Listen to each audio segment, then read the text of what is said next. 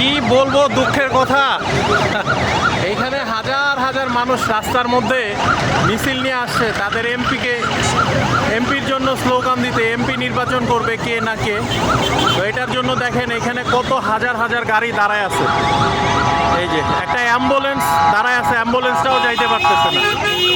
আসলে কে বলবে এই দেশে ভালোর জন্য যে এমপি নির্বাচন করবে, যে এমপির জন্য এই এত মিছিল মিটিং।